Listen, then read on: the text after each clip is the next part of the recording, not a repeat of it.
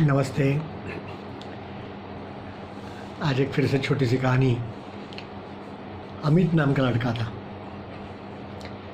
वो माता पिता के साथ एक मेले में गया, फन फेयर, और वहाँ खो गया।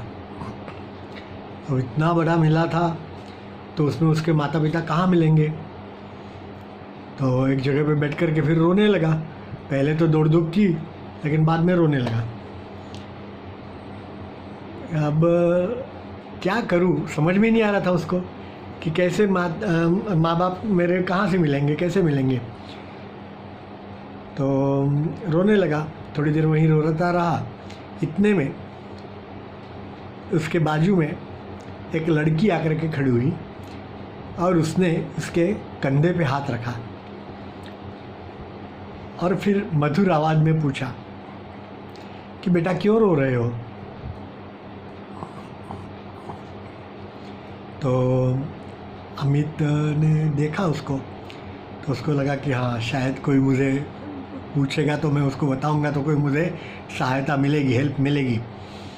तो इसलिए उस लड़की को उसने सारी कहानी बताई कि मेरे माता पिता के साथ आया था, लेकिन मैं खो गया हूँ, बिछड़ गया हूँ उनसे। अब मैं उनको कहाँ ढूंढूं। मैंने कोशिश की लेकिन कहीं मिले नहीं, इसलिए अब मैं रो रहा हूँ। तो उस लड़की ने कहा कि ठीक है। उस लड़की के माता पिता भी साथ में थे। तो लड़की ने उसका हाथ पकड़ करके उसको उठाया और वो चारों माने मिल करके और मेले में आगे गए।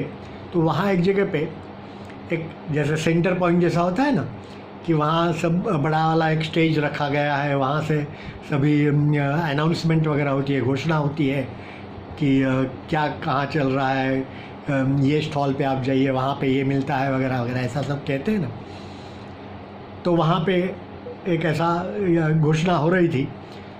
तो उस लड़की के माता पिता ने वहाँ जा कर के उनको बताया कि ऐसा ये अमित नाम का लड़का खो गया है, तो उसके माता पिता के लिए आप घोषणा करिए। और उन्होंने घोषणा की।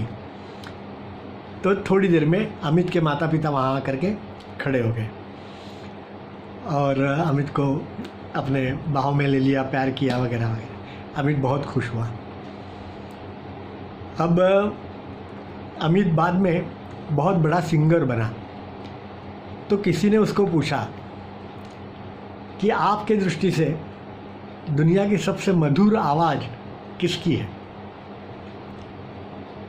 तो अमित ने जवाब दिया, उस लड़की की, जिसने मुझे मेले में पूछा था कि बेटा क्यों रो रहे हो।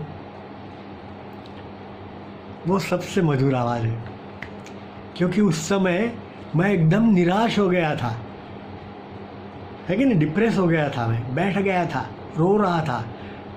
और किसी ने आवाज़ दी कि क्यों रो रहे हो, और उसमें से मुझे रास्ता दिखाया। तो वही आवाज़ मेरे लिए सबसे मधुर है। नहीं तो मैं आज आपके सामने इतना बड़ा गायक बन करके नहीं बैठता। सही है ना। तो ऐसी छोटी सी चीज़ होती है सहायता करने की। अब किसी को भी सहायता हम करते हैं तो हमारे लिए तो ऐसा लगता है कि ये छोटी चीज़ है, लेकिन उस आदमी के, उस बच्चे के जीवन में बहुत बड़ा फ़र्क पड़ता है। तो इसलिए ऐसा प्रयत्न करिए, छोटी छोटी बातों में लोगों को सहायता करते रहिए। ठीक है, धन्यवाद।